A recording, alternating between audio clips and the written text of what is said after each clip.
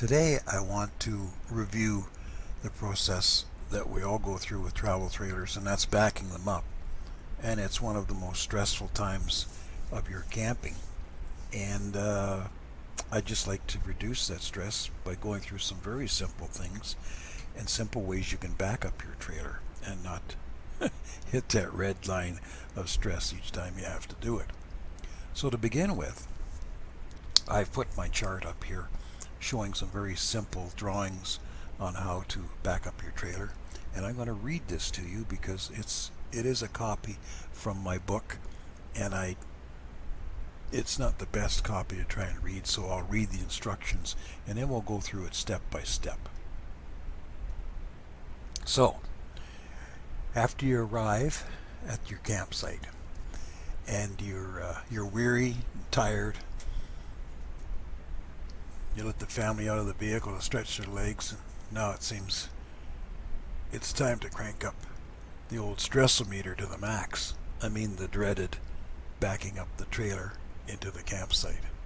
If you want to test the strength of your relationship with your significant other, get them to direct you as you are backing up into your site.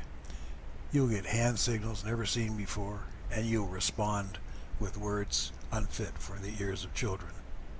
Just developing the skill to back up accurately can take years to perfect. Here are a few hints that I hope will simplify this task.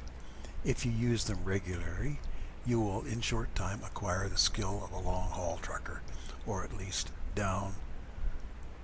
bring down the needle on the stress meter and save your relationship with the little woman. Now to begin with, we'll look at the first drawing on the left.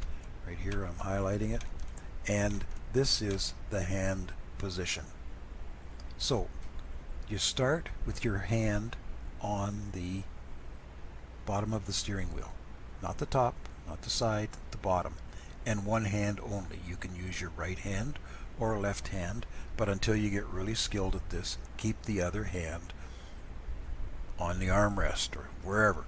Just use this one hand, and by keeping your hand on the bottom of the steering wheel, whichever way you move your hand on the wheel is the way that the back of the trailer is going to go. So if we move over to the second drawing here, we'll highlight that one.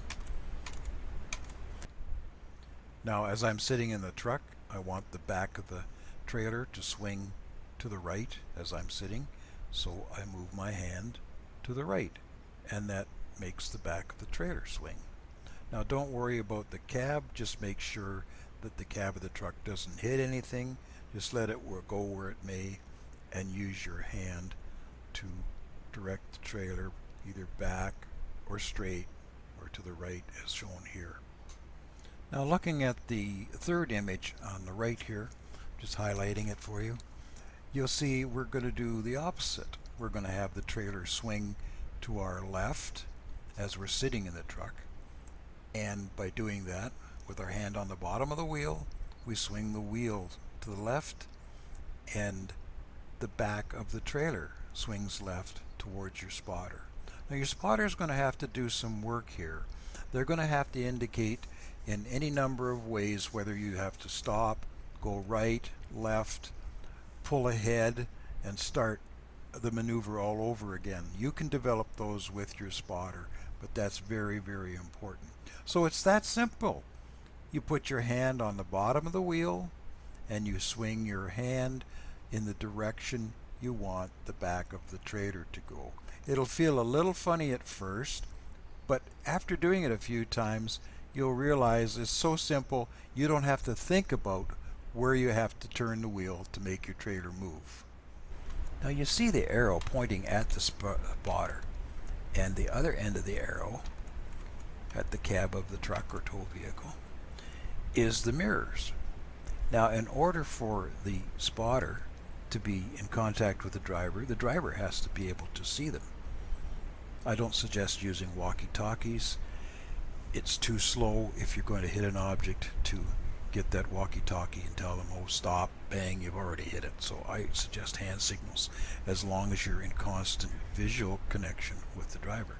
You'll see the spotter in the second picture here has had to move out to keep in line with the mirrors. And in the third drawing, not so critical, the driver now is in constant visual contact with his spotter because he's actually turning and allowing nothing to block it. The trailer's not blocking his vision. Now I'll read the text on the bottom of the page. So to review and condense this information, all you have to do is remember this mantra. Hand on the bottom of the steering wheel. Swing the hand in the direction I want the back of the trailer to go. Now for your partner who is guiding you back, take a few minutes at the start of the season and review what hand signals you will use to communicate. The hand signals will be go left, go right, pull forward, back up, and stop. We're done. The most important thing for the guide or spotter to do is to be in constant visual contact with the driver. This requires you, the spotter, to be seen in the driver's side outside rearview mirror at all times when the vehicle is moving. Remember, verbal communication is not reliable when you are far away or out of sight. If you own an older diesel, like I do, it is impossible to hear anyone. You can leave the line of sight with the driver to check the opposite side of the trailer, but do this only when stopped and then return to the driver's side to be seen and continue with your directions.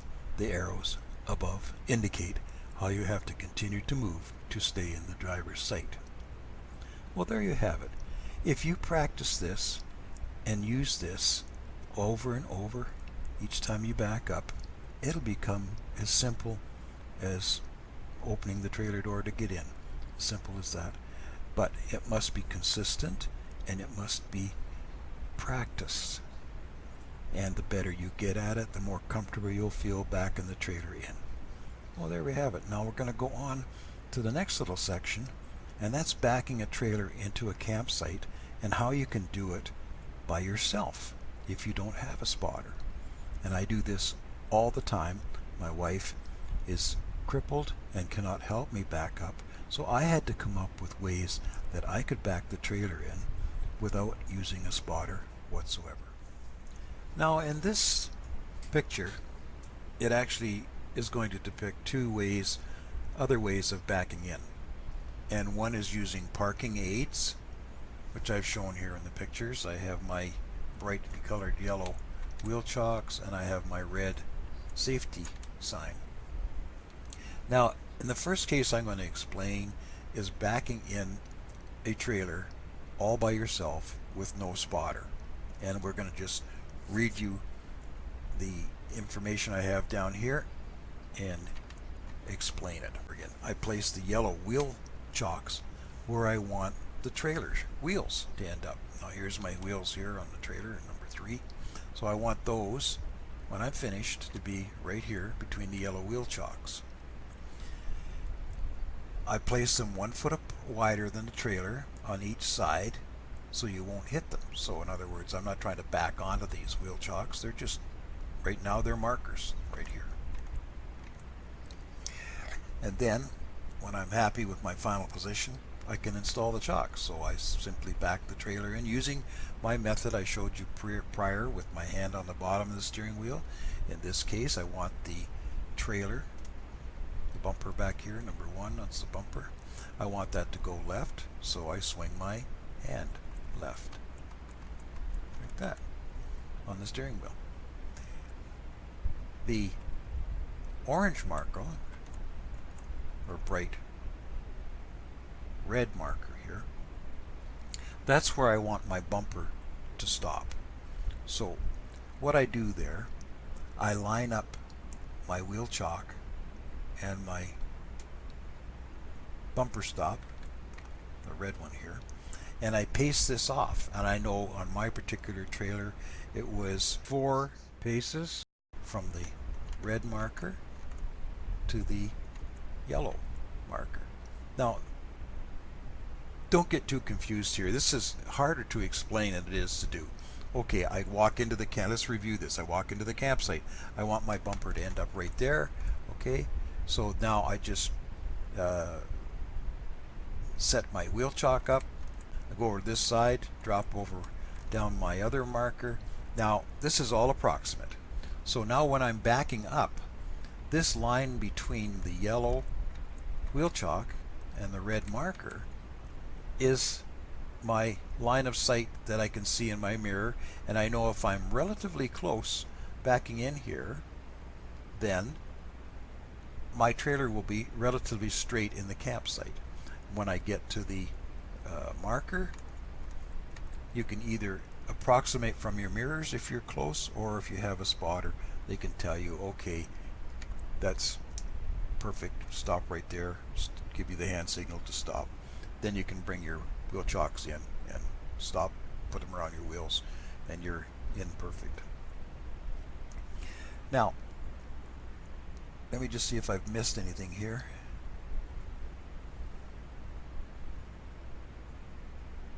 No, I think that's pretty good. So what I did eventually is I had and a lot of people are doing that now. I pioneered this way back when, but backup cameras are meant for trucks, not for trailers. And I made my own systems, hardwired systems, years and years and years ago. And I put a backup camera on the back of my trailer, and that made this even more simple, because now as I'm backing in, I could see my marker, I could see what was behind me. I didn't really need anybody to tell me to stop, because I could see it in my mirror. Okay, let's look at the other one, and that's down in the tip section here. So if you have down here, if you have someone to help you back in, walk into the site and scratch a line in the gravel where you'd want the trailer wheels to end up. So if we look at our diagram here, we'd scratch a line right in here someplace, right across here. Okay. Now you have your spotter stand on that line. You know, you've got an imaginary line here now. And now you know that this is where you want your trailer wheels to end up. So tell your spotter to stand on the line and then move accordingly as you come in out of the way. And this is using no markers or whatever, just a spotter and a scratch in the gravel in the campsite. They can now use a hand signal to indicate when you are on your line that you scratched in the gravel. The spotter makes a great marker. They can easily be seen in the mirror, and you can move sideways to keep them in your driver's side mirror. This is the most stressful time of your day when you move backing into a campsite. Work out some basic hand signals so you both understand the directions, and take time backing in, and after a few setups it'll be a breeze getting into your new site. But most of all, be kind to your spotter. Remember, this is a holiday, so we want to enjoy it. I hope these have given you some ideas on how to back up. It's not a panic situation. It should be an enjoyable situation. Believe it or not, I used to enjoy backing up using just my markers that I have in this particular slide here, because there was no spotter to deal with. I didn't have to stress out with my wife and be worried if she's going to fall, or if she's going to be in the way. So this worked out well. And occasionally you have to get out of put the truck in neutral, put the brake on, get out, walk back, take a look, maybe adjust your markers a little bit if it's not exactly where you want. But you can do this pretty well stress-free. And I think the stress comes from, and we all know this, you're trying to get off the road as quick as possible without blocking traffic. Your wife is trying to do the best job she can in getting you into the right spot, and the stress starts to develop. You don't understand a hand signal she does. She doesn't know what you're doing because you're pulling ahead, you're backing up. So take time with this, work together on it, practice it, but do the same thing every time. If you back into your site, don't try different hand signals with your husband. Don't try and get in his way or disappear to the other side of the trailer while he's backing up. Make sure that you do this systematically and correctly every time, and it'll take the stress out of this like you would not believe. And you'll find out, you'll pull into a site and you'll be backed in within minutes, and perfectly happy, ready to set up the chairs and kick back and have that first cold one of the day. This video has been as excerpt from my book Roughing It Smoothly, and over the next little while I'll be taking subjects that I've covered in my book and producing a video about them. But if you wish to have a copy of the book, it's $4.95 and it can be found on my website, and I would appreciate it if you read the book, let me know how you like it. If you don't like it, contact me on the contact page on my website and I'll gladly return you your money.